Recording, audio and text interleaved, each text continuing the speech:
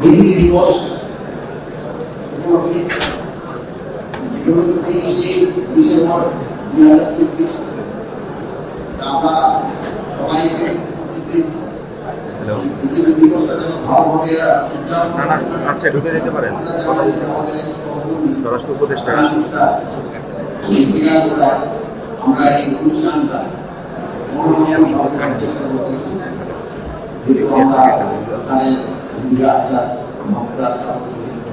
আমাদের সহকর্মী দেশের জন্য অনেক কাজ করে গেছে।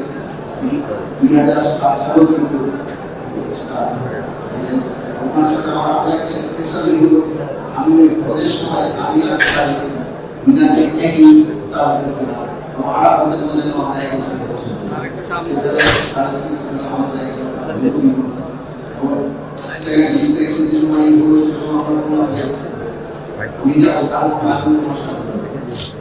তারপরে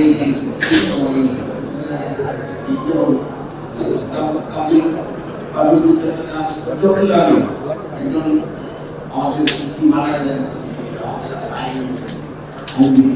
ওখানে কিন্তু সারা গেছে। তারপরে আমাদের এই সমস্যা তারা সব জায়গায় কিন্তু অগ্রণী ভূমিকা পালন করছে। আমরা আপনারা সবাই দোয়া করবো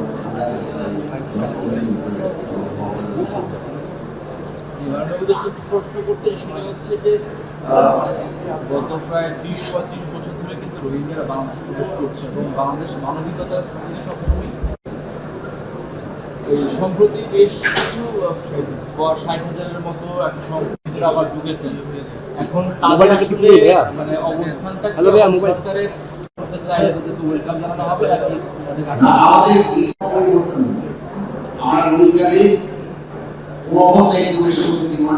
তারপরও যারা যাদের উন্নয়নের সংখ্যা করবে ওটা আমরা মানবিক বিবেচনা করে আমরা হয়তো তাদের যেহেতু ওই জায়গাটায় যুদ্ধ হচ্ছে কারো পাঠানো যায় না। বাট আমরা ম্যাক্সিমামে কিন্তু পাঠাই এই 60 জনের মতো যারা একটু অসুস্থ বয়স্ক তাদের আমরা এই 60,000 বিগত অনেক বছরের যাওয়ার যদি এক বছর না আরেকটা জানেন যে আপনারা এই আমাদের সাথে যে মিয়ানমারের যে বর্ডারটা ছিল এটা পুরোটা এখন আলাদা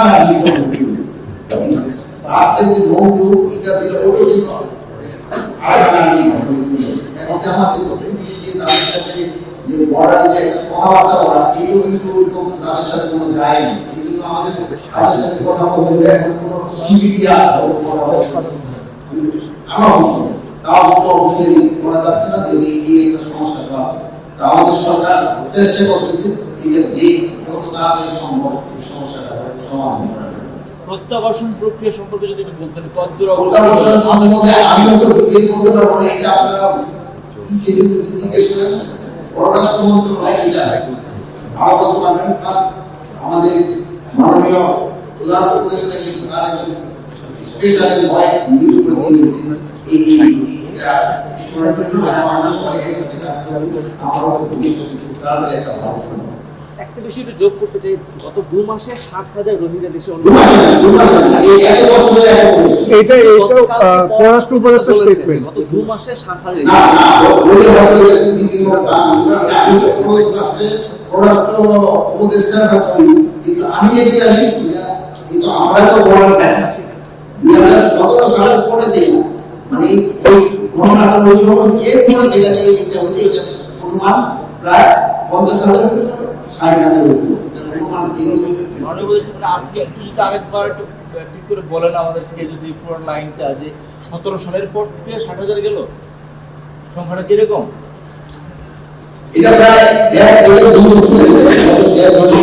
মাননীয় উপদেষ্টা আমার ছোট একটা প্রশ্নটা হচ্ছে বলা হয়েছে পররাষ্ট্র উপদেষ্টার পক্ষ থেকে যে দুর্নীতির মাধ্যমে বর্ডার দিয়ে রোহিঙ্গা বিভিন্ন পয়েন্ট দিয়ে প্রবেশ করছে, কিন্তু বর্ডারের দায়িত্ব তো বিজেপি থাকে অতন্ত্র প্রহরী। তারপরে বিজেপি দায়বদ্ধতার বিষয়ে আপনারা তো বর্ডারে থাকেন, আপনারা ওখানে দেখতে পাবেন ওই জায়গার পরিস্থিতি জানেন পুরো যুদ্ধ হচ্ছে পুরো আমাদের যুদ্ধ হচ্ছে ওই জায়গায় কি পরিস্থিতি হলে আপনারা জানেন। আর এটা আমি আজকে আপনাদের জন্য আরেকটা যে জিনিসটা মাত্র চাচ্ছি যে আপনারা যেটা কিন্তু সবসময় দেখছেন যে মিডিয়া সেটা পুরো একটা কমিশন করার জন্য এই কমিশনটা আমাদের মাননীয় প্রধান উপদেষ্টা উনি সিগনেচার করে দিয়েছেন।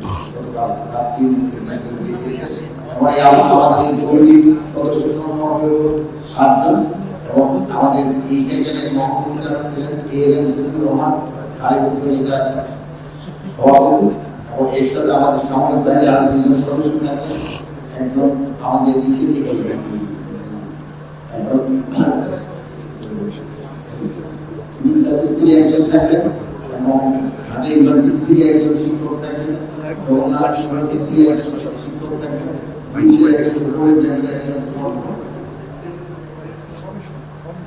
ওকে এটা কমিশন যে বিটার ভিতরে আপনাদের এদের ভিতরে তো পুনরায় এসেছে। কমিশন আচ্ছা আপনারা ভালো থাকেন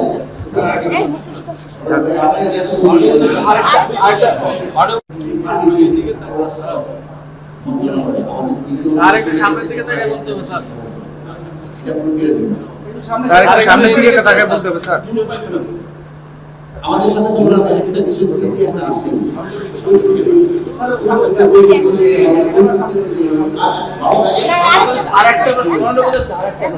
মাস আপনি মিডিয়ার সূত্রগুলোকে মুক্তিযোদ্ধাকে সম্মানও দিচ্ছেন এবং সব জায়গায় সরকারের পক্ষ থেকে দেওয়া হচ্ছে এবং সব সরকারি আদতে অন্তর্ভুক্ত সরকারও মুক্তিযোদ্ধাদের সম্মান করে শ্রদ্ধা করে তাদের স্মারক দেওয়া হচ্ছে এবং একই সময়ে একজন মুক্তিযোদ্ধা হেনস্থার শিকারও হলেন।